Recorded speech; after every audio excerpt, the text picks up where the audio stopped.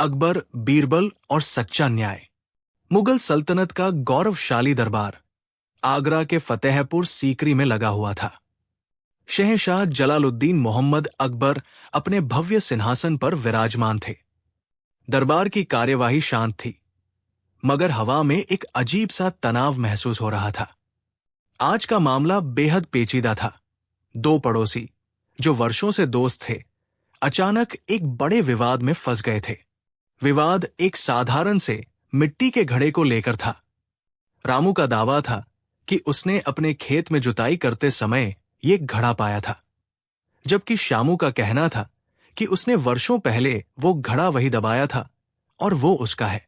घड़े के अंदर सोने की अशर्पिया भरी थी, जिसने दोस्ती को दुश्मनी में बदल दिया था। दोनों किसानों ने अपने अपने दावे सिद्ध करने के लिए ढेरों तर्क दिए, लेकिन कोई निर्णायक सबूत नहीं मिला। अकबर महान ने कई बार प्रश्न पूछे, पर सत्य की पहचान नहीं हो पाई। शहंशाह की भौहें तंग गई।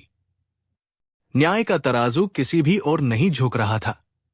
अंत में अकबर ने गहरी सांस ली और अपने सबसे चतुर और बुद्धिमान नवरत्न बीरबल की ओर देखा, जो हमेशा की तरह शांत खड़े थे। बीरबल, अकबर ने कहा, जब मनुष्य के तर्क असफल हो जाएं, तो प्रकृति से पूछो, हमें सच्चा न्याय चाहिए। इस उलझन को तुम ही सुलझाओ। बीरबल ने सम्मानपूर्वक सिर झुकाया। उनके चेहरे पर सदैव रहने वाली हल्की मुस्कान थी। जहां पनाह, आपकी आज्ञा शिरोधार्य है। सत्य को ढूंढना कठिन नहीं, बस उसे पूछने का तरीका अलग होना चाहिए।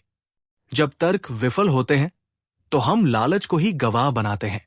उन्होंने दोनों झगड़ालू किसानों, मोहन और गोपाल, की ओर देखा। ठीक है, बीरबल ने शांत स्वर में कहा, चूंकि तुम दोनों कुएं पर अलग अलग दावा कर रहे हो, इसलिए हम कुएं को भी दो हिस्सों में बांट देते हैं। बीरबल ने एक निर्णायक घोषणा की। यह सिद्ध हो चुका है कि मोहन, कुएं का निर्माण, स्ट्रक्चर तुम्हारा है, क्योंकि यह तुम्हारी जमीन पर है। लेकिन गोपाल, चूंकि तुमने पानी खरीदने का दावा किया था, इसलिए कुएं के भीतर का पानी तुम्हारा है। अब बताओ मोहन, यदि ये कुआं तुम्हारा है, तो तुम गोपाल को अपना पानी तुम्हारे कुएं में रखने क्यों देते हो? या तो तुम तुरंत गोपाल का पानी अपने कुएं से निकाल दो, या फिर तुम्हें उसके पानी को रखने का किराया देना होगा। दोनों किसान स्तब्ध रह गए। मोहन के चेहरे पर डर और बेचैनी साफ झलक रही थी। वो हकलाया, हुजूर, ये कैसा न्याय है? मैं अपनी ही जमीन पर बने कुएं का किराया क्यों दूं? बीरबल ने शांत परंतु दृढ़ स्वर में कहा, तो फिर यह सिद्ध होता है कि तुम दोनों का दावा झूठा है। कुएं का स्वामित्व केवल संरचना या केवल पानी से नहीं होता। अगर तुम पानी निकालने या किराया देने से इनकार करते हो, तो इसका मतलब है कि तुम गोपाल को उसकी संपत्ति, पानी का उपयोग नहीं करने दे रहे हो। गोपाल तुरंत खड़ा हुआ और बोला, महाराज, मैंने कुएं का पानी खरीदा था, लेकिन मोहन ने हमेशा मुझे डराया और मेरे पानी को निकालने की धमकी दी, ताकि मैं परेशान होकर कुआं छोड़ दूं। यह सुनकर मोहन बुरी तरह घबरा गया। उसे लगा कि वो अब पूरी तरह फंस चुका है। बीरबल की युक्ति ने उसे बेनकाब कर दिया था। उसने तुरंत जमीन पर घुटने टेक दिए और रोते हुए स्वीकार किया कि उसने बेईमानी की थी और गोपाल को धोखा देने की कोशिश कर रहा था। उसने बस पानी बेचने का नाटक किया था, जबकि उसका असली इरादा कुएं पर पूरा कब्जा जमाए रखना था। अकबर ने बीरबल की बुद्धिमत्ता की सराहना की और तुरंत आदेश दिया कि मोहन को उचित दंड दिया जाए और गोपाल को कुएं का पूर्ण स्वामित्व सौंपा जाए।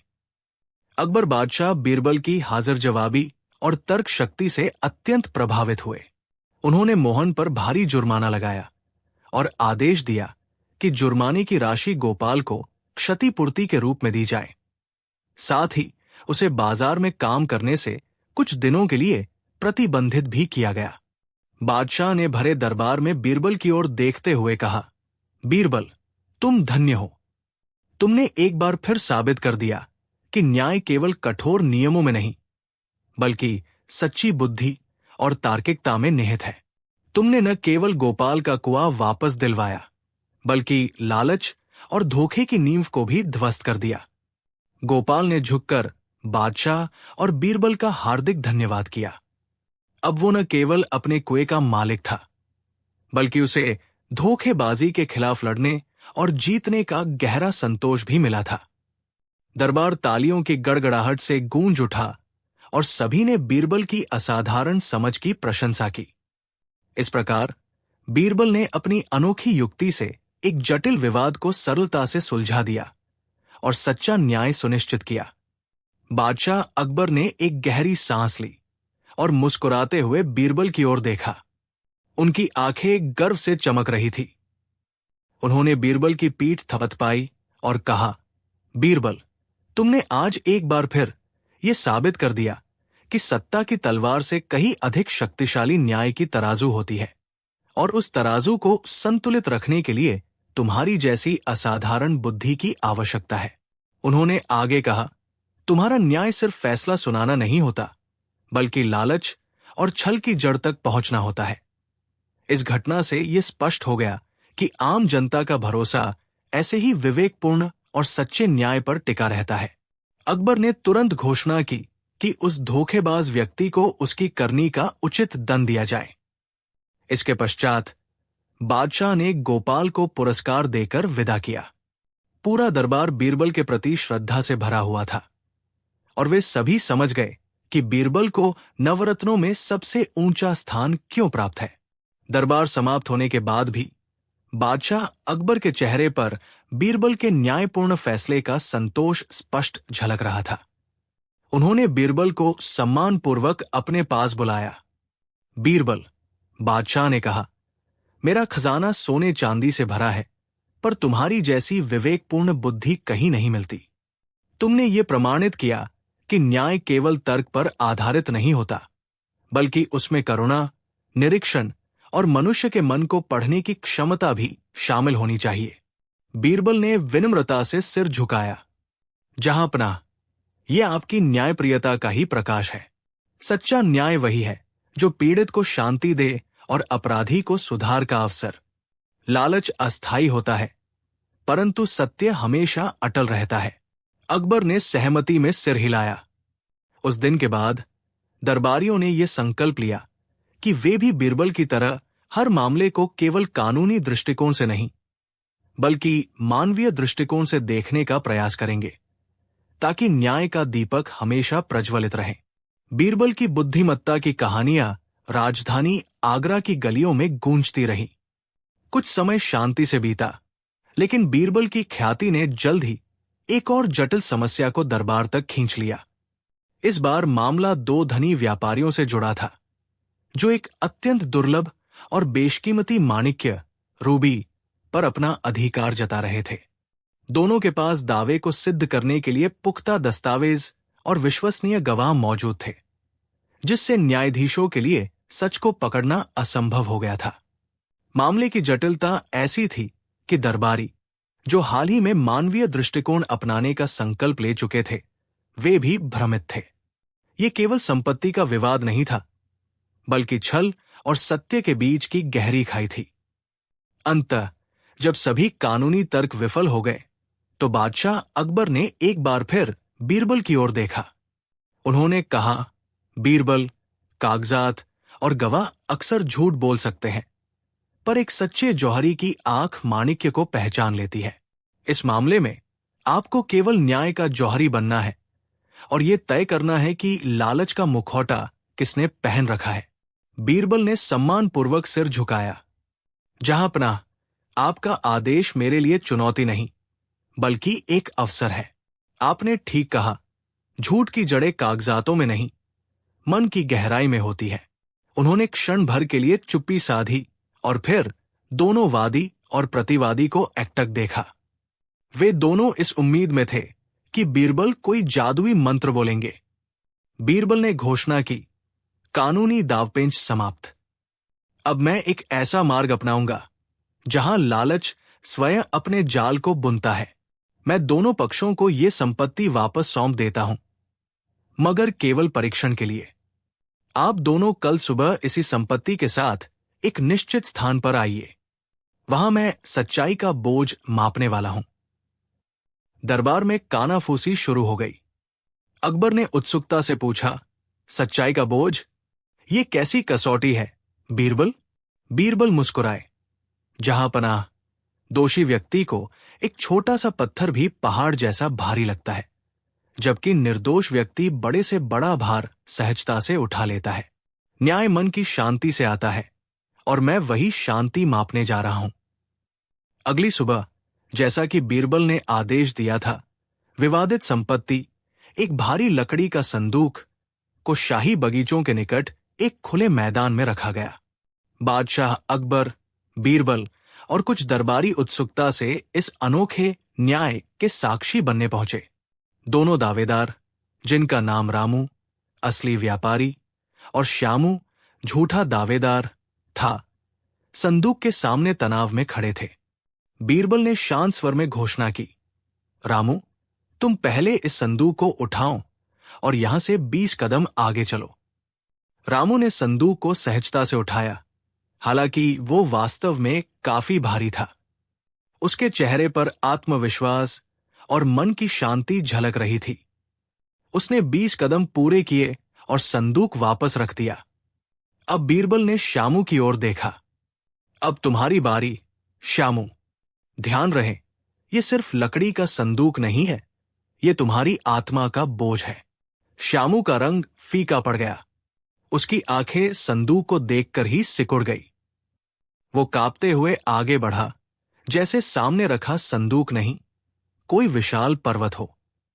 श्यामू ने थरथराते हाथों से संदूक की ओर हाथ बढ़ाया। उसकी सांसें तेज चल रही थी। वो जानता था कि संदूक में क्या है, या यूं कहें कि क्या नहीं है। लेकिन बीरबल की आंखों में उसे अपना झूठ साफ दिखाई दे रहा था। उसने जोर लगाया, लेकिन संदूक टस से मस नहीं हुआ। उसने फिर कमर कसकर ताकत लगाई। पसीना उसके माथे से टपकने लगा। संदूक वही अड़ा रहा। रामू ने जिस भारीपन को सहजता से उठाया था, श्यामू के लिए वो अचानक असहनीय हो गया था। उसका शरीर तो सिर्फ लकड़ी का बोझ उठा रहा था, पर मन पर बेईमानी का पहाड़ था। अकबर ये सब चुपचाप देख रहे थे। बीरबल ने धीरे से पूछा, क्या हुआ श्यामू? 20 कदम तो दूर, तुम इसे जरा भी उठा नहीं पा रहे हो? शर्म और डर से श्यामू का चेहरा लाल हो गया। उसने अंतिम बार प्रयास किया। एक निराशा भरी चीख उसके गले में अटकी रही और अंततः उसने हार मान ली। संदूक को छूते ही उसने अपना हाथ वापस खींच लिया, मानो उसने आग छू ली हो। बीरबल ने अकबर की ओर देखा और सम्मानपूर्वक सिर झुकाया। जहां पनाह, इस संदूक का रहस्य कोई भौतिक भार नहीं है, बल्कि मन का भार है। रामू के लिए यह केवल लकड़ी और सोने का वजन था, जिसे उसने सहजता से उठाया क्योंकि उसका मन निष्कलंक था। लेकिन श्यामू के लिए यह संदूक चोरी का पाप और पकड़े जाने का डर लेकर आया था। डर और बेईमानी का बोझ दुनिया के किसी भी खजाने से ज्यादा भारी होता है। यह भार किसी भी इंसान को 20 कदम चलने नहीं देता।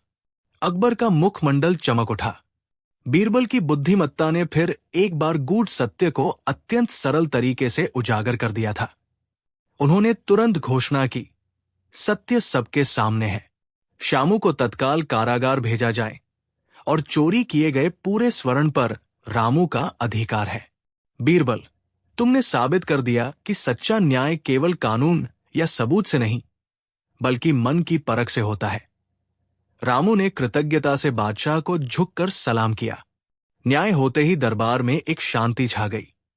लेकिन अकबर के मन में अभी भी उस गूढ़ रहस्य की गूंज थी। उन्होंने बीरबल की पीठ थपथपाई। वाह बीरबल, ये तराजू जिसमें झूठ का पलड़ा स्वतः ही झुक जाता है, तुमने कहां से ढूंढा? बीरबल ने अदब से झुककर कहा, हुजूर, ये तराजू मैंने कहीं बाहर से नहीं लाया। ये तो हर ईमानदार व्यक्ति के अंतर्मन में होता है। बेईमान इसे अपनी लालच की धूल से ढक देता है, पर सत्य के भार के नीचे ये धूल टिक नहीं पाती। अकबर अत्यंत प्रसन्न हुए। उन्होंने रामू को आदेश दिया कि वो अपनी ईमानदारी के प्रतीक स्वरूप राजकोष से स्वर्ण मुद्राओं से भरा एक और थैला ले जाएं। उन्होंने कहा, ईमानदारी का फल हमेशा मीठा होता है। फिर उन्होंने बीरबल की ओर देखते हुए कहा, तुमने एक बार फिर सिद्ध कर दिया कि बुद्धि का बल हजारों सिपाहियों के बल से ज्यादा शक्तिशाली होता है। मैं जानता हूं, जब तक तुम मेरे पास हो, कोई भी सत्य मुझसे ज्यादा देर तक छिपा नहीं रहेगा। दरबारियों ने जोर से बीरबल की जय जयकार की। बीरबल ने सम्मानपूर्वक सिर झुकाया और बोले, जहांपनाह, ये मेरी नहीं, बल्कि आपकी न्यायप्रियता की विजय है। मैं तो केवल एक छोटा सा माध्यम हूं। सत्य तो दीपक की लौ जैसा होता है। आप उसे कितनी भी देर तक ढकने की कोशिश करें, वो अंततः अपना मार्ग बना ही लेता है। उन्होंने आगे कहा, न्याय का असली पैमाना यह है कि एक निर्दोष व्यक्ति कितने सम्मान और सुरक्षा के साथ दरबार से बाहर जाता है। अकबर ने संतुष्टि से अपने आसन पर वापस टेक लगाई। उस दिन दरबार में छाई शांति और सद्भावना का अनुभव अद्भुत था। रामू अपनी ईमानदारी और मेहनत का फल लेकर महल से विदा हुआ। उसके चेहरे पर केवल धन का नहीं, बल्कि सम्मानित होने का संतोष था। दरबारी बीरबल की तीक्ष्ण बुद्धि की प्रशंसा करते हुए अपने अपने घरों की ओर चले, ये जानते हुए कि सच्चा न्याय सम्राट के दरबार में हमेशा जीवित रहेगा। कुछ दिन बीत गए। हालांकि रामू का मामला समाप्त हो चुका था, पर न्याय की उस परिभाषा ने सम्राट अकबर के मन में गहरी छाप छोड़ी थी। उन्हें लगा कि बीरबल ने केवल एक मामला नहीं सुलझाया, बल्कि शासन के एक मूलभूत सिद्धांत को स्थापित किया है। एक शाम अकबर ने बीरबल को अपने निजी कक्ष में बुलवाया। बीरबल, अकबर ने अपनी पगड़ी ठीक करते हुए कहा, तुम्हारी न्याय की कसौटी, निर्दोष का सम्मान सचमुच अनमोल है। पर मुझे बताओ, यदि कोई व्यक्ति अपनी ही ईमानदारी से डरने लगे, तो क्या वह कभी सच्चा न्याय पा सकेगा? बीरबल ने सम्मान से सिर झुकाया। जहांपनाह, डर हमेशा संदेह को जन्म देता है, और जहां संदेह होता है, वहां सत्य दब जाता है। सच्चा न्याय केवल निर्दोष को सुरक्षा नहीं देता, बल्कि अपराधी को भी ये एहसास कराता है कि सत्य का सामना करना ही उसका एकमात्र सम्मान है। न्याय की शुरुआत हमेशा निडरता से होती है। अकबर ने संतोष से बीरबल की ओर देखा। उन्हें गर्व था कि उनके पास ऐसा वजीर है जो सिर्फ कानून नहीं, बल्कि नैतिकता का भी पालन करता है। अकबर ने एक लंबी सांस ली और मुस्कुराते हुए अपनी मुट्ठी में बंद एक छोटी सी पोटली बीरबल की ओर बढ़ाई। तुम्हारी बातें सदैव मुझे प्रेरित करती है बीरबल। अब समय आ गया है कि इन सिद्धांतों को व्यवहार में लाया जाए। हमारे सामने एक ऐसा जटिल मामला आया है जहां दोनों पक्ष न्याय मांग रहे हैं, लेकिन दोनों ही खुद को सच्चा बता रहे हैं। मामला एक धनी व्यापारी और एक मेहनती मजदूर के बीच जमीन की सीमा को लेकर है। दरबार में कानाफूसी शुरू हो गई। अकबर ने जारी रखा, व्यापारी का दावा है कि मजदूर ने छल से उसकी पुश्तैनी जमीन पर कब्जा कर लिया है, जबकि मजदूर कहता है कि वो पीढ़ी दर पीढ़ी वहां खेती करता आया है। सबूत अस्पष्ट है, गवाह विरोधाभासी बातें कर रहे हैं। मामला इतना उलझा हुआ है कि सच्चे और झूठे में भेद करना कठिन हो गया है। मुझे लगता है ये न्याय की असली कसौटी है। बीरबल ने पोटली थामी। उनके चेहरे पर किसी तरह की घबराहट नहीं थी, बस आत्मविश्वास था। जहांपनाह, अब मैं वो न्याय करूंगा जहां केवल जमीन के कागजात नहीं, बल्कि इंसान की नीयत स्वयं बोलेगी। अगले दिन बीरबल ने धनी व्यापारी और गरीब मजदूर दोनों को विवादित जमीन के एक सुनसान हिस्से में बुलाया। बीरबल ने जमीन को झुककर देखा, फिर मुट्ठी में मिट्टी उठाई और उसे सूंघा।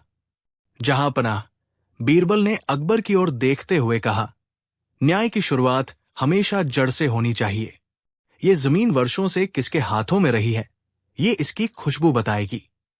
फिर उन्होंने सैनिकों को बुलाया और एक अजीब आदेश दिया, इस जमीन के ठीक बीच में एक गहरी खाई खोदो, इतनी गहरी कि ये खेती के लायक न बचे। व्यापारी तुरंत सहमत हो गया। हां, खोद डालो। अगर ये जमीन बर्बाद हो गई तो मेरा नुकसान कुछ कागजों से अधिक नहीं होगा। लेकिन मजदूर, जिसके हाथ में फावड़ा था, बिलख पड़ा। वो जमीन पर गिर गया और जोर से चिल्लाया, नहीं, ये हमारी मां है, इसे मत खोदिए। अगर आप इसे नष्ट कर देंगे तो हम कहां जाएंगे? उसके आंसू सूखी मिट्टी पर गिर रहे थे, मानो वो धरती का दुख महसूस कर रहा हो। बीरबल मुस्कुराए।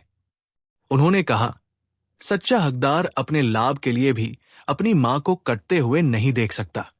बादशाह अकबर, जो अब तक ये अद्भुत नाटक देख रहे थे, बीरबल की बुद्धिमत्ता पर मुग्ध हो गए। उन्होंने तुरंत खड़े होकर बीरबल को गले लगाया। वाह बीरबल, तुमने फिर सिद्ध कर दिया कि न्याय केवल कानून की किताबों में नहीं, बल्कि मन की भावना और मानवता में निहित होता है। अकबर ने प्रशंसा करते हुए कहा। उन्होंने तुरंत आदेश दिया कि वह जमीन और उस पर बोई गई सारी फसल उस गरीब मजदूर को सौंप दी जाए। उन्होंने आगे कहा कि सच्चा मालिक वही है जो अपनी संपत्ति से प्यार करता है, न कि वो जो उसे नष्ट करने को तैयार हो जाए। लालची व्यापारी का सिर शर्म से झुक गया। अकबर ने उस पर झूठा दावा करने और गरीब को प्रताड़ित करने के लिए कड़ा जुर्माना लगाया। मजदूर की आंखों में अब आंसू नहीं, बल्कि कृतज्ञता की चमक थी। उसने झुककर बादशाह और बीरबल को धन्यवाद दिया। अंततः धरती का हकदार धरती का सच्चा पुत्र ही साबित हुआ। सच्चा न्याय हो चुका था। न्याय होते ही दरबार में चारों ओर बीरबल की जय जयकार होने लगी। बादशाह अकबर ने राहत की सांस ली। उन्होंने स्नेहपूर्वक बीरबल की ओर देखा और बोले, बीरबल, तुमने एक बार फिर यह सिद्ध कर दिया कि बुद्धि केवल समस्याओं का समाधान नहीं करती, बल्कि सच्चे चरित्र को उजागर भी करती है।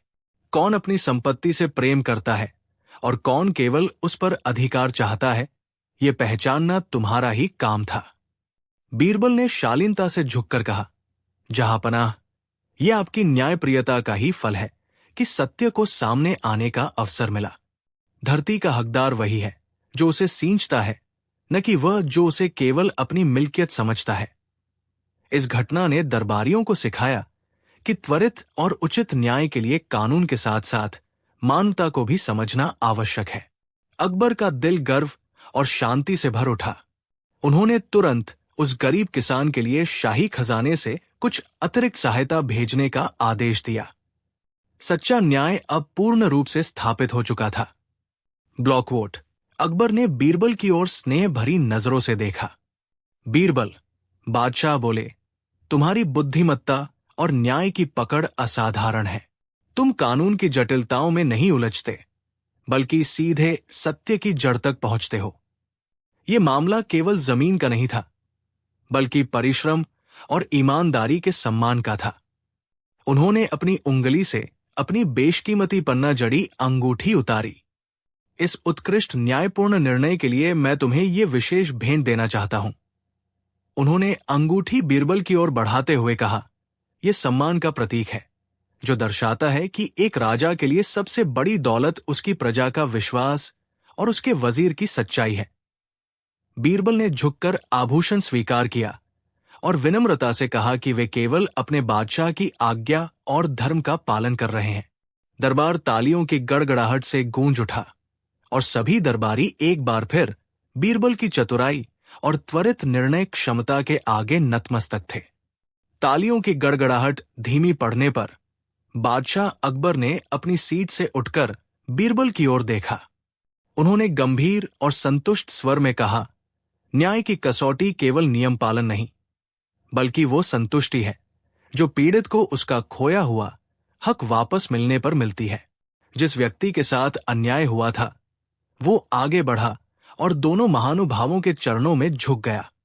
उसने कहा, जहांपनाह, आपने मुझे मेरी दौलत से भी बढ़कर मेरा खोया हुआ विश्वास वापस दिलाया है। मैं बीरबल जी की बुद्धिमत्ता का जीवन भर ऋणी रहूंगा। अकबर ने उसे आशीर्वाद के साथ विदा किया। फिर उन्होंने दरबारियों की ओर मुड़ते हुए घोषणा की, आज बीरबल ने सिद्ध किया कि बुद्धि का प्रकाश सोने या हीरे के आभूषणों से कहीं अधिक मूल्यवान होता है। हमारा साम्राज्य ऐसे ही न्याय और सत्य के मजबूत स्तंभों पर खड़ा रहेगा। बीरबल ने विनम्रतापूर्वक सिर झुकाया और शांतिपूर्वक अपनी जगह पर बैठ गए, जबकि पूरे दरबार में उनकी सूझबूझ की प्रशंसा हो रही थी। दरबार में बीरबल की जय जयकार काफी देर तक गूंजती रही। अकबर ने अपने सिंहासन से उठकर धीरे से बीरबल के पास आए और उनके कंधे पर हाथ रखा। तुमने आज फिर सिद्ध किया, बीरबल, कि तलवार की ताकत से ज्यादा प्रभाव न्याय की निष्पक्षता का होता है, उन्होंने गर्व से कहा। बीरबल ने खड़े होकर आदरपूर्वक कहा, यह सब आपके महान साम्राज्य और सत्य के प्रति आपकी अटूट आस्था का परिणाम है, जहांपना। सेवक तो मात्र एक माध्यम है। बादशाह अकबर कुछ क्षणों के लिए गहरी सोच में पड़ गए। बीरबल, मेरे मन में एक प्रश्न है, उन्होंने पूछा। इतनी जटिल दुनिया में क्या कोई ऐसा न्याय भी है जिसे कोई मानव मस्तिष्क सुलझा ही नहीं सकता? बीरबल मुस्कुराए। जहांपना, सबसे कठिन न्याय वो नहीं है जहां सबूत कम हो, बल्कि वो है जहां शिकायतकर्ता स्वयं अपनी गलती मानने को बजाय दुनिया को दोष देने पर तुला हो। उस स्थिति में न्याय केवल बाहर नहीं, बल्कि हृदय के भीतर भी स्थापित करना पड़ता है। अकबर ने संतुष्टि की सांस ली। उन्हें एहसास हुआ कि बीरबल की ये सूझबूझ ही उनके शासन का सबसे बड़ा कवच थी। अकबर अभी भी बीरबल के शब्दों पर विचार कर ही रहे थे कि दीवान-ए-खास में शोर मच गया। दो व्यक्ति तेजी से अंदर लाए गए। एक था थकाहारा गरीब किसान श्यामू, और दूसरा था शहर का अहंकारी व्यापारी रमेश। दोनों के चेहरे पर क्रोध और चिंता स्पष्ट झलक रही थी। श्यामू ने कांपते हुए शिकायत की, जहांपना, मैंने रमेश को अपनी पुश्तैनी अत्यंत मूल्यवान बीजों की एक बोरी तब तक रखने दी थी जब तक मेरी झोपड़ी का पुनर्निर्माण नहीं हो जाता। अब वो साफ मुकर गया है और कहता है कि बोरी कभी थी ही नहीं। रमेश ने तुरंत पलटवार किया, ये झूठ बोल रहा है बादशाह, मैंने कभी कोई बीज नहीं लिया। ये आदमी अपनी गरीबी का फायदा उठाकर मुझे झूठे इल्जाम में फंसाना चाहता है। अकबर ने देखा कि इस मामले में कोई प्रत्यक्ष गवाह या लिखित सबूत नहीं था, केवल दो परस्पर विरोधी बयान। ये वास्तव में उस हृदय के न्याय की परीक्षा थी जिसका बीरबल ने अभी जिक्र किया था। अकबर ने बीरबल की ओर देखा, जिनकी आंखें इस जटिल उलझन को सुलझाने के लिए पहले से ही चमक उठी थी।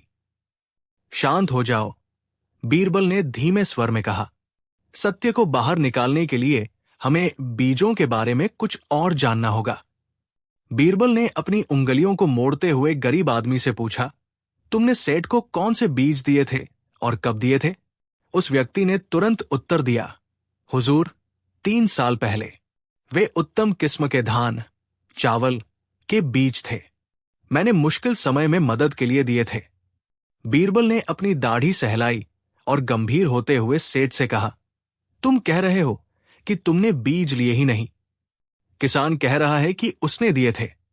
फिर बीरबल किसान की ओर मुड़े और एक तीखा प्रश्न किया, अच्छा मान लो कि सेठ सच कह रहा है कि उसने बीज नहीं लिए, तब तो वे बीज तुम्हारे घर में ही पड़े होंगे या अब तक सड़ चुके होंगे, है ना? यदि ऐसा है तो तुम क्यों इतने बड़े कर्जे का दावा कर रहे हो? गरीब किसान का चेहरा दृढ़ता से चमक उठा। उसने कहा, नहीं जहांपना, बीज कोई साधारण वस्तु नहीं है। यदि सेठ ने मेरे बीज लिए होते और सही समय पर उन्हें जमीन में बोया होता तो 3 सालों में वे बीज सड़ते नहीं, वे कम से कम 10 गुना फसल बनकर तैयार हो गए होते। मेरा दावा केवल बीजों पर नहीं, बल्कि उन बीजों द्वारा पैदा की गई पूरी फसल पर है। ये सुनकर बादशाह अकबर और दरबार के अन्य दरबारी अवाक रह गए। सेठ ये सुनकर बुरी तरह तिलमिला उठा। उसने तुरंत इस तर्क का विरोध किया। ये सरासर झूठ और लालच है। जहांपनाह, अनाज का सड़ जाना एक बात है, लेकिन 3 वर्षों की काल्पनिक फसल का हिसाब लगाना कहाँ का न्याय है? यदि मैं मान भी लूं कि बीज मेरे पास थे, तो ये कैसे सिद्ध होगा कि वे 10 गुना ही पैदा करते? ये किसान मुझे लूटने की कोशिश कर रहा है।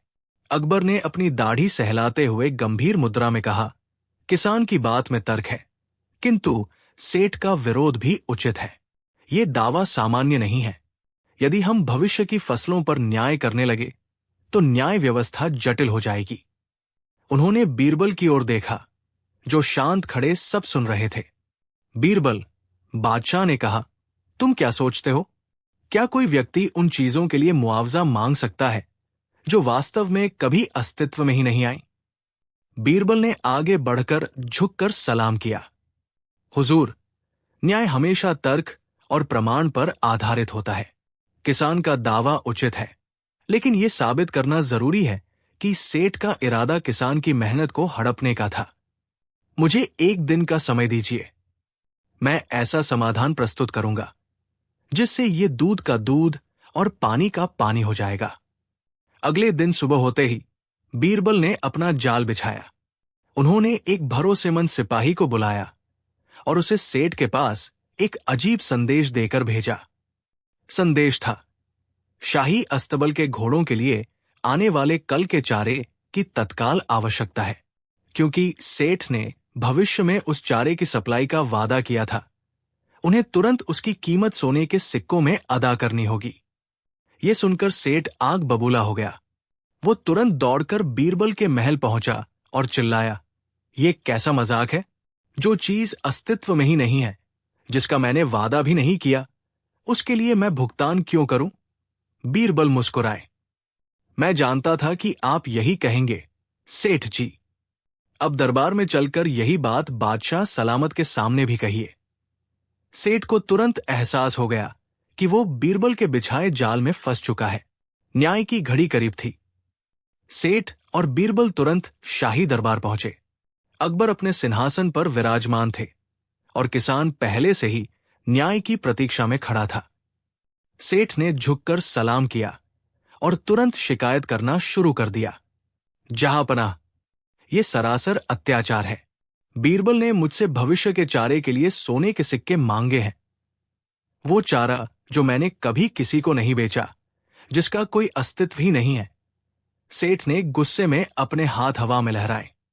बीरबल ने आगे बढ़कर इत्मीनान से कहा, हां हुजूर, सेठ जी का कहना है कि जिस वस्तु का कोई अस्तित्व नहीं है, उसके लिए दाम क्यों दिया जाए?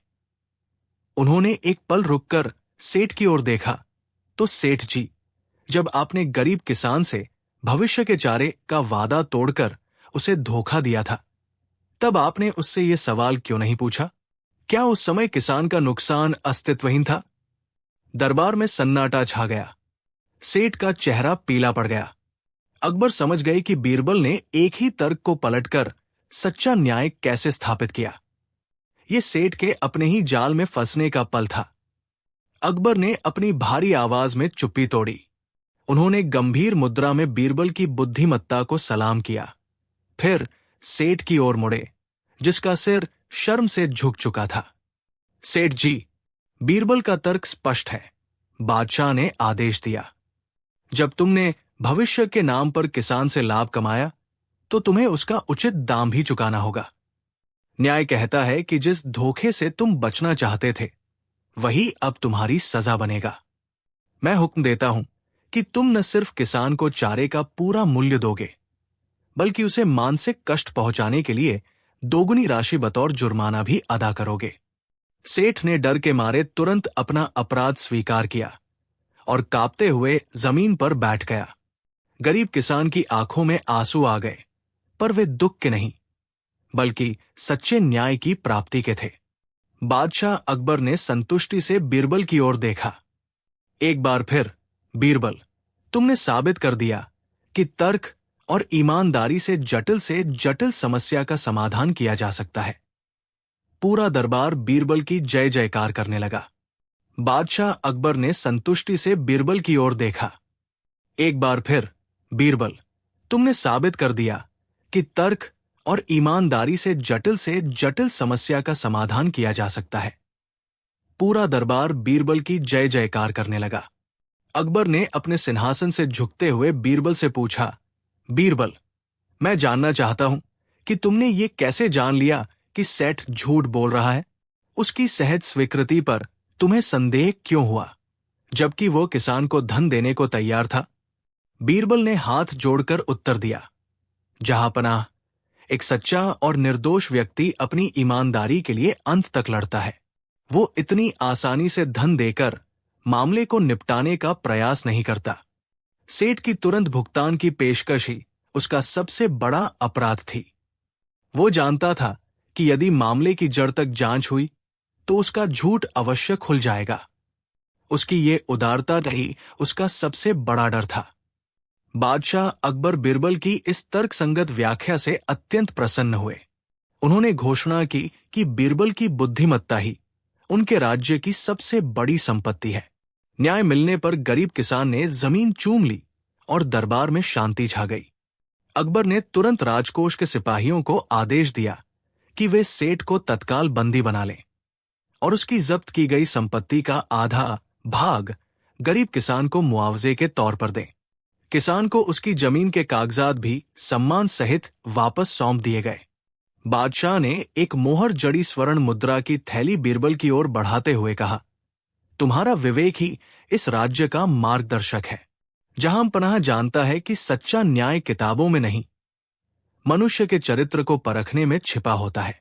सेठ, जिसका अहंकार और झूठ अब धूल में मिल चुका था, शर्मिंदगी से सिर झुकाए क्षमा मांग रहा था। बीरबल ने नम्रता से स्वर्ण मुद्रा लेने से मना कर दिया और कहा, जहांपनाह, न्याय का सबसे बड़ा पुरस्कार उस किसान की आंखों में संतुष्टि देखना है। सच्चा न्याय हर झूठ बोलने वाले के मन में भय उत्पन्न करता है। दरबार में उपस्थित सभी दरबारी बीरबल की निष्पक्षता और बुद्धिमत्ता के सामने नतमस्तक हो गए। इस प्रकार सत्य की विजय हुई। अकबर ने गर्व से मुस्कुराते हुए बीरबल की पीठ थपथपाई। वाह बीरबल, तुमने आज फिर ये सिद्ध कर दिया कि न्याय की देवी आंखें बंद करके नहीं, बल्कि विवेक और तीव्र दृष्टि से देखती है। तुमने न केवल एक झूठे सेठ का अहंकार तोड़ा, बल्कि एक ईमानदार किसान का खोया हुआ विश्वास और उसका जीवन भी बचाया।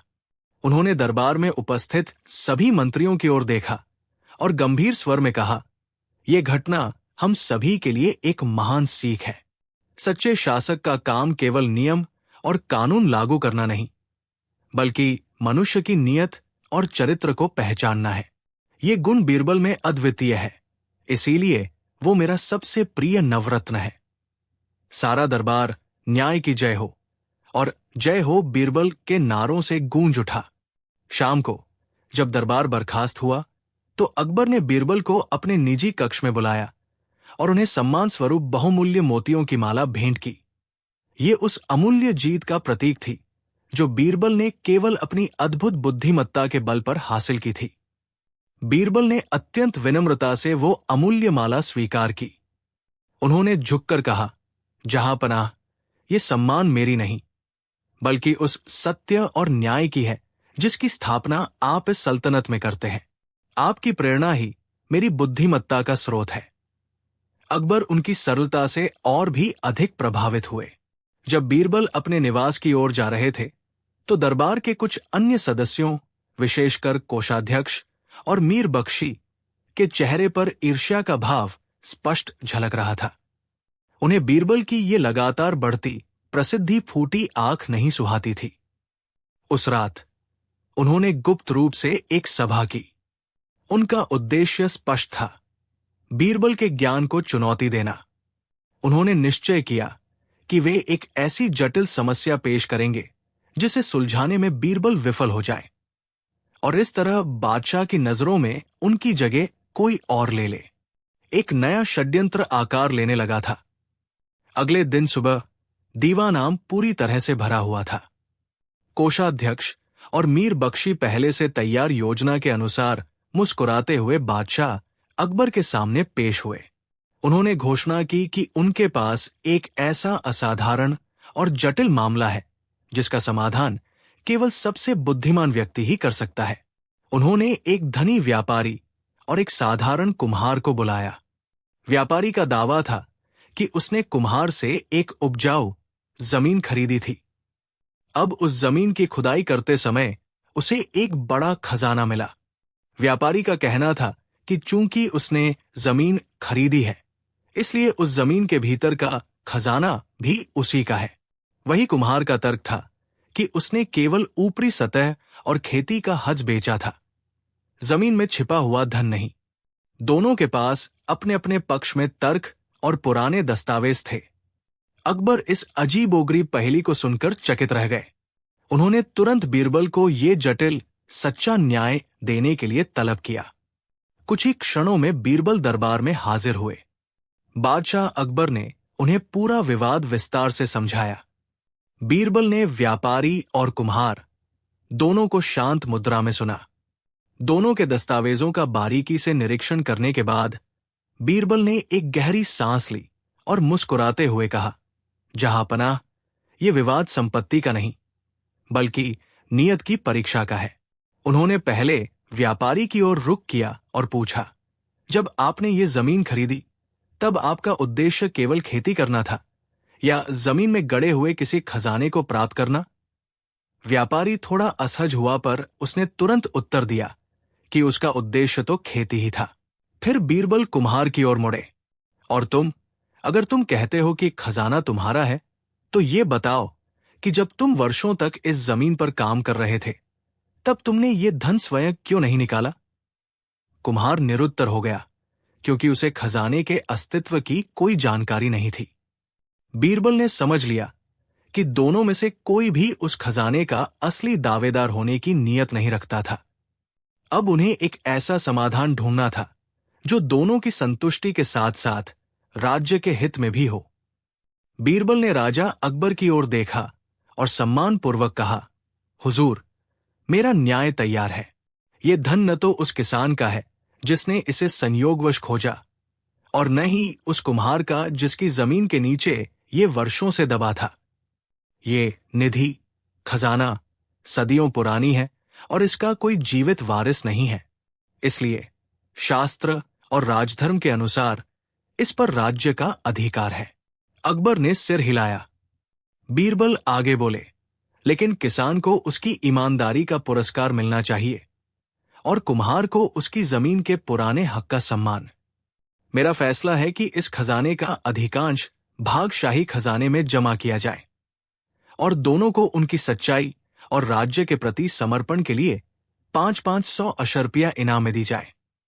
किसान उन पैसों से खेती में निवेश करेगा और कुम्हार अपनी कला को बढ़ाएगा। इस प्रकार इस धन का उपयोग प्रजा के हित में होगा। बीरबल का यह सच्चा और बुद्धिमत्तापूर्ण न्याय सुनकर दरबारी वाह वाह कर उठे। बादशाह अकबर इस न्यायपूर्ण फैसले से अत्यंत संतुष्ट हुए। उन्होंने सिंहासन से उठकर बीरबल की पीठ थपथपाई और स्नेहपूर्वक कहा, वाह बीरबल, तुम केवल समस्या को सुलझाते ही नहीं बल्कि ये सुनिश्चित करते हो कि न्याय से राज्य और प्रजा दोनों का भला हो। वास्तव में यह खजाना धरती से नहीं, तुम्हारी अद्वितीय बुद्धि और ईमानदारी के विचारों से निकला है। किसान और कुम्हार दोनों ही इस अप्रत्याशित सम्मान और निष्पक्षता से अभिभूत थे। उन्होंने झुककर बादशाह और बीरबल को धन्यवाद दिया।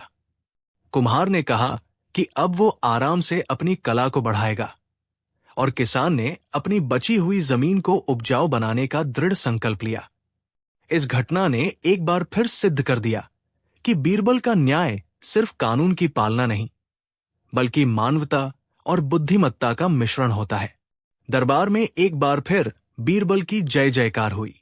अकबर ने गर्व से मुस्कुराते हुए बीरबल को अपने नवरत्नों में सबसे अनमोल रत्न घोषित किया। दरबार में हर्ष ध्वनि कुछ देर बाद शांत हुई। बादशाह अकबर ने अपने सिंहासन पर टिकते हुए बीरबल की ओर देखा। बीरबल, तुमने आज फिर सिद्ध किया कि बुद्धि तलवार से कहीं अधिक तीक्ष्ण है। ये न्याय केवल जमीन के टुकड़े का नहीं था, ये मनुष्य के भविष्य को संवारने का न्याय था। अकबर ने थोड़ा रुककर कहा, परंतु मेरे मित्र, मैं जानना चाहता हूं कि तुम्हारे इस अद्भुत ज्ञान का मूल स्रोत क्या है। बताओ, इस दुनिया में सबसे बहुमूल्य, सबसे अनमोल और सच्चा रतन क्या है जिसे न चोर चुरा सके और न ही समय छीन सके। ये प्रश्न सुनकर दरबार में फुसफुसाहट शुरू हो गई। सभी मंत्री और दरबारी अपनी अपनी समझ से उत्तर खोजने लगे। बीरबल ने तुरंत उत्तर देने के बजाय सम्मानपूर्वक सिर झुकाया। जहांपनाह, आपका प्रश्न अत्यंत गहरा है। इसका उत्तर देने के लिए मुझे कुछ समय चाहिए। मैं कल सुबह दरबार में इस सबसे अनमोल रत्न को प्रस्तुत करूंगा। अकबर ने सहमति दी और दरबार की कार्यवाही समाप्त की। अब सभी उत्सुक थे कि बीरबल इस जटिल दार्शनिक प्रश्न का क्या अनूठा उत्तर लेकर आते हैं। अगली सुबह दरबार खचाखच भरा हुआ था। पिछली रात बीरबल ने नगर में कुछ गुप्त प्रबंध किए थे और इस जटिल प्रश्न के उत्तर पर गहन चिंतन किया था। बादशाह अकबर भी उत्सुकता से सिंहासन पर बैठे थे। उनकी आंखें बार बार द्वार की ओर जा रही थी। सभी दरबारी जानना चाहते थे कि बीरबल आज क्या चमत्कार दिखाएंगे। जैसे ही बीरबल ने दरबार में प्रवेश किया, सभी ने गौर किया कि वो खाली हाथ थे। उन्होंने कोई बहुमूल्य आभूषण या संदूक नहीं उठाया था। उनके चेहरे पर वही आत्मविश्वास और शांति थी। बीरबल, अकबर ने अधीरता से पूछा, क्या तुम वो सबसे अनमोल रत्न लेकर आए हो जिसका तुमने वादा किया था? वो कहाँ है जिसे न चोर चुरा सके और न ही समय छीन सके? बीरबल ने झुककर सम्मान प्रकट किया। जहांपनाह, वो रत्न किसी तिजोरी में नहीं रखा जाता और न ही उसका कोई भौतिक रूप है। वो रत्न है ज्ञान, विद्या। ये उत्तर सुनते ही कुछ दरबारी मंद मंद मुस्कुराए, क्योंकि उन्हें लगा कि ये बहुत सरल उत्तर है। लेकिन बीरबल ने अपनी बात जारी रखी। ज्ञान ही वो धन है जिसे जितना बांटा जाए उतना ही बढ़ता है। चोर इसे चुरा नहीं सकता और समय के साथ ये और भी पुख्ता होता जाता है। और जहांपनाह, उन्होंने अपनी आवाज गंभीर करते हुए कहा, न्याय की सच्ची राह भी इसी ज्ञान के प्रकाश से मिलती है। अकबर ने बीरबल की ओर देखा। उनके चेहरे पर अब मंद मुस्कान नहीं थी, बल्कि गहरी संतुष्टि थी। शाबाश बीरबल, बादशाह ने प्रसन्नता से कहा, तुमने सही कहा। ज्ञान ही सबसे बड़ा कोष है। जिस शासक के पास ये ज्ञान नहीं होता, वो कभी सच्चा न्याय नहीं कर सकता। दरबार में अब सन्नाटा छा गया था। दरबारी जो पहले मुस्कुरा रहे थे, अब अपनी मूर्खता पर लज्जित थे। बीरबल ने अदब से सिर झुकाया। अकबर ने आगे कहा, अब जब तुम ज्ञान की शक्ति को इतना समझते हो, तो मेरी मदद करो। मेरे सामने एक ऐसा जटिल मामला आया है जहां दो व्यापारी एक ही संपत्ति पर अपना दावा कर रहे हैं। उनके पास समान रूप से पुख्ता दस्तावेज है और गवाह भी एक जैसे बोल रहे हैं। बीरबल, अब बताओ, इस स्थिति में तुम्हारा ज्ञान और न्याय की रोशनी किस तरह सत्य को सामने लाएगी? बीरबल ने मुस्कुराते हुए कहा, जहांपनाह, दस्तावेज झूठ बोल सकते हैं, गवाह बदल सकते हैं, लेकिन सत्य सदा मौन रहकर भी अपनी पहचान बता देता है। मुझे बस उन दोनों व्यापारियों से स्वयं बात करने का अवसर चाहिए।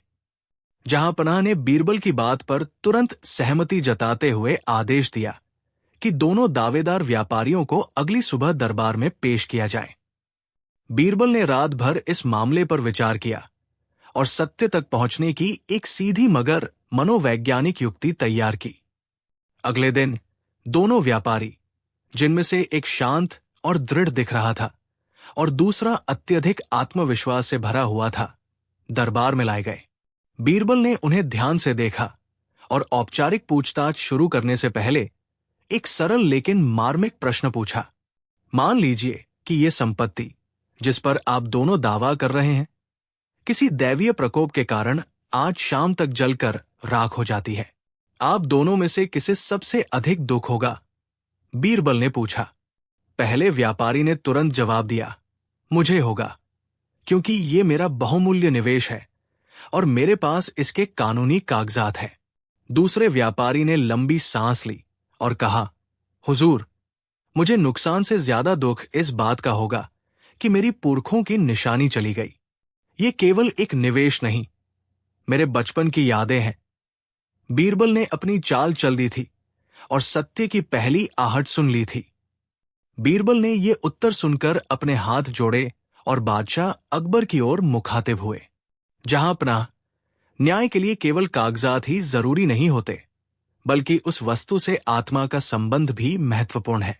जिस व्यक्ति का किसी वस्तु से भावनात्मक लगाव होता है, वो उसके नष्ट होने पर भौतिक क्षति से कहीं ज्यादा दुखी होता है। उन्होंने आगे कहा, पहला व्यापारी एक निवेशक की तरह बोल रहा था, जो केवल अपने धन की चिंता कर रहा था, जबकि दूसरे व्यापारी के शब्दों में एक स्वामी का दर्द और बचपन की यादें थी। कोई भी चोर या धोखेबाज अपनी पुरखों की निशानी खोने का दुख नहीं जताएगा, वो सिर्फ नुकसान की भरपाई चाहेगा। अकबर, जो बीरबल की बुद्धिमत्ता से हमेशा प्रभावित रहते थे, मुस्कुराए। उन्होंने तुरंत अपना निर्णय सुनाया, ये घर दूसरे व्यापारी का है, उसे तुरंत उसका अधिकार दिया जाए। पहले व्यापारी का चेहरा उतर गया और वो शर्म से सिर झुकाकर खड़ा रहा, जबकि सच्चा मालिक, दूसरे व्यापारी की आंखों में खुशी के आंसू थे। न्याय हो चुका था। भूठे व्यापारी की चोरी पकड़ी जा चुकी थी। अकबर ने क्रोधित होकर आदेश दिया, इस लालची धोखेबाज को कारागार में डाल दिया जाए और उस पर उचित जुर्माना लगाया जाए, ताकि भविष्य में कोई भी दूसरों की संपत्ति पर बुरी नजर डालने की हिम्मत न करे। सिपाही तुरंत पहले व्यापारी को पकड़कर ले गए।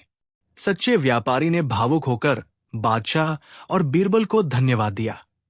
उसने घुटनों के बल बैठकर कहा, हुजूर, आपने न सिर्फ मेरा घर वापस दिलाया है, बल्कि मेरे पिता की यादों को भी सहेज लिया है। बीरबल जी की बुद्धिमानी ने मेरी जिंदगी बचा ली। अकबर ने संतुष्टि से बीरबल की पीठ थपथपाई। बीरबल, धन्य है तुम्हारी सूझबूझ। तुमने एक बार फिर साबित कर दिया कि तलवार से ज्यादा धार बुद्धि में होती है। जहां भौतिक सबूत खत्म हो जाते हैं, वहां तुम्हारी अंतर्दृष्टि काम आती है। सारा दरबार बीरबल के न्याय और बादशाह के अटल फैसले की जय जयकार करने लगा। बादशाह को गर्व था कि उनके पास ऐसा न्यायी वजीर था। अकबर अपने आसन पर बैठे, लेकिन उनकी आंखें दूर प्रजा के हित की सोच में डूबी थी। उन्होंने धीरे से कहा, बीरबल, एक बादशाह की सबसे बड़ी दौलत न तो उसका खजाना होती है और न ही उसकी फौज। उसकी असली पूंजी उसकी प्रजा का भरोसा और उसे मिला सच्चा न्याय है। ये कहकर बादशाह ने अपने गले से मोतियों की एक माला उतारी, जिसका तेज पूरे दरबार को जगमगा रहा था। उन्होंने वो माला बीरबल के कंधे पर डालते हुए कहा, यह सम्मान तुम्हारी बुद्धिमत्ता और न्याय के प्रति तुम्हारे समर्पण के लिए है। जाओ, आज सारे शहर में ये मुनादी करवा दो कि जब तक बीरबल जैसा न्यायी वजीर मेरे साथ है, तब तक किसी भी गरीब पर अन्याय नहीं होगा। बीरबल ने झुककर आदर सहित वो भेंट स्वीकार की। उनके चेहरे पर संतोष का भाव था। उन्होंने कहा, हुजूर की आज्ञा ही मेरे लिए सबसे बड़ा पुरस्कार है। मैं वचन देता हूं कि मेरी सूझबूझ हमेशा धर्म और सत्य की सेवा में समर्पित रहेगी।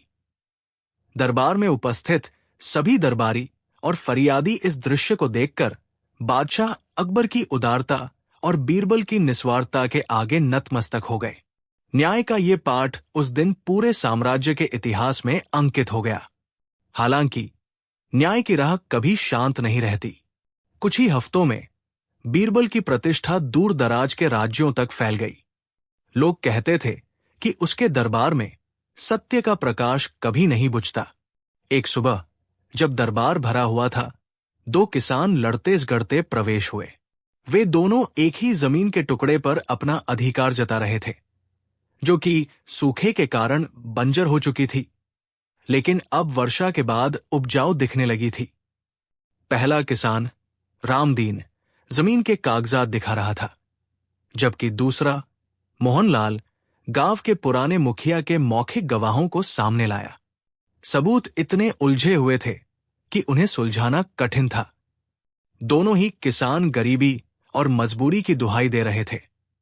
बादशाह अकबर ने यह स्थिति देखी और गंभीर मुद्रा में बीरबल की ओर मुड़े। बीरबल, उन्होंने कहा, यह मामला केवल कागजात का नहीं, ये गरीबी और सच्चाई की परख है। मैं चाहता हूं कि तुम ऐसा न्याय करो जिससे न सिर्फ जमीन का मालिक मिले, बल्कि यह भी पता चले कि इस मिट्टी से किसे सबसे अधिक लगाव है। बीरबल ने गहरी सांस ली और दोनों किसानों की ओर मुड़े। हुजूर का आदेश शिरोधार्य है। उन्होंने जमीन को ध्यान से देखा और एक अजीब फैसला सुनाया। चूंकि ये मिट्टी इतनी विवादित है, इसे राज्य के लिए अशुभ घोषित किया जाता है। मेरा आदेश है कि अभी इसी क्षण इस जमीन पर नमक और राख डालकर इसे अगले 1 वर्ष के लिए पूरी तरह बंजर कर दिया जाए, ताकि कोई भी फसल न उग सके। यह सुनकर मोहनलाल, मौखिक गवाह वाला, शांत खड़ा रहा और उसने स्वीकार में सिर हिलाया। किंतु रामदीन, दस्तावेज वाला, का चेहरा पीड़ा से भर गया और उसकी आंखों में आंसू आ गए। वो चिल्लाया, नहीं, ये अन्याय है। इस मिट्टी को बंजर मत कीजिए। मैंने इसे अपने पसीने से सींचा है। भले ही मुझे जमीन न मिले, लेकिन इसे नष्ट करने का ये आदेश वापस ले लीजिए। बीरबल ने तुरंत अकबर की ओर देखा। सच्चा लगाव और दर्द सामने आ चुका था। उन्होंने कहा, जहांपनाह, जिसके कलेजे में जमीन को नष्ट करने का विचार मात्र भी कांटा बनकर चुभता है, वही इस मिट्टी का सच्चा मालिक है। बादशाह अकबर का मुखमंडल तुरंत चमक उठा। उन्होंने गहरी सांस ली और सिर हिलाया। वाह बीरबल, तुमने फिर एक बार साबित कर दिया कि असली दौलत कागज के टुकड़ों में नहीं, बल्कि उस लगाव में होती है जो मिट्टी से जोड़ा जाता है। उन्होंने शांत खड़े रहे दूसरे दावेदार, जो जमीन बर्बाद करने के आदेश पर भी चुप रहा था, की ओर देखा। तुम्हारा लालच स्पष्ट हो चुका है। तुम केवल भूमि के कागज चाहते थे, न कि उसकी उपज। इस धोखे के लिए तुम्हें दंडित किया जाएगा और कारागार भेजा जाएगा। पूरे दरबार में सन्नाटा छा गया। अकबर ने रामदीन की ओर मुड़कर घोषणा की, रामदीन, तुम्हारी निष्ठा और तुम्हारी मिट्टी से तुम्हारा सच्चा प्रेम ही तुम्हारी गवाही है। ये खेत और तुम्हारे दस्तावेज दोनों तुम्हारे हैं। रामदीन, जिसकी आंखों में अभी तक पीड़ा के आंसू थे, अब कृतज्ञता से भर गया। उसने जमीन को छूकर माथे से लगाया और खुशी से बादशाह के सामने घुटनों पर बैठ गया। दरबार ने एक स्वर में बीरबल के अद्भुत न्याय की जय जयकार की। रामदीन को सम्मानपूर्वक विदा करने के बाद बादशाह अकबर अपने सिंहासन से उठे और बीरबल की पीठ थपथपाई। वाह बीरबल, उन्होंने कहा, तुमने फिर एक बार सिद्ध कर दिया कि बुद्धि तलवार से अधिक तीक्ष्ण होती है। मैं अब भी हैरान हूं कि तुमने केवल एक गीले कागज के टुकड़े से इतना बड़ा भेद खोल दिया। ये तो किसी जादू से कम नहीं था। बीरबल ने विनम्रता से सिर झुकाया। जहांपनाह, इसमें कोई जादू नहीं था, बस प्रकृति का नियम था। हुकूमत राय ने पुराने दस्तावेजों को स्याही से मिटाकर नए लिखवाए थे। वो भूल गया था कि कोई भी स्याही कितनी भी नई क्यों न हो, जब वो कागज गीला होता है तो पुरानी स्याही अपनी छाप छोड़ ही जाती है। सच्चाई पानी में घुलती नहीं है। हमने केवल धैर्य रखा और सत्य को स्वयं सामने आने का मौका दिया। अकबर ने संतुष्टि से मुस्कुराते हुए कहा, बेशक, तुमने सिखा दिया कि झूठे आधार पर खड़े किए गए महल पानी की एक बूंद से भी ढह सकते हैं। तुम्हारी दूरदर्शिता अतुलनीय है। अकबर ने तुरंत अपनी मुहर लगाई और हुकूमत राय को राजद्रोह तथा धोखेबाजी के आरोप में गिरफ्तार करने का आदेश दिया। धोखेबाज का चेहरा शर्म से झुक गया और दरबार में उपस्थित सभी लोग बीरबल की बुद्धि और न्याय की इस अद्भुत प्रणाली को देखकर दंग रह गए। इसके बाद बादशाह ने बीरबल से पूछा, ये तो कमाल था बीरबल, लेकिन तुम उस साधारण से कागज के गीला होने के नियम को इतनी बड़ी योजना में कैसे बदल पाए? क्या तुम्हें जरा भी शक नहीं हुआ कि तुम्हारी तरकीब काम नहीं करेगी? बीरबल ने हाथ जोड़कर विनम्रता से उत्तर दिया, जहांपनाह, मैंने केवल प्रकृति के एक सबसे पुराने नियम का पालन किया। झूठ हमेशा जटिलता का सहारा लेता है, जबकि सत्य बहुत ही साधारण होता है। हमें बस उस सादगी को पहचानने की जरूरत होती है।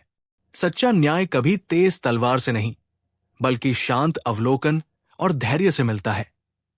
अकबर ने सिर हिलाया और कहा, धन्य है वो दरबार जिसे तुम जैसा वजीर मिला। बीरबल ने मुस्कुराकर विनम्रता से अपनी नजरें झुका ली।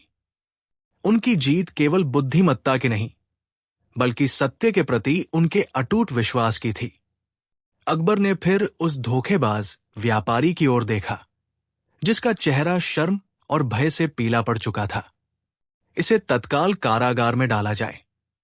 न्याय का अपमान करने वाले को कोई क्षमा नहीं मिलेगी और चोरी की गई संपत्ति मूल मालिक को सम्मान सहित वापस लौटाई जाए। फिर उन्होंने दरबारियों को संबोधित करते हुए कहा, आज बीरबल ने हमें एक अमूल्य पाठ सिखाया है।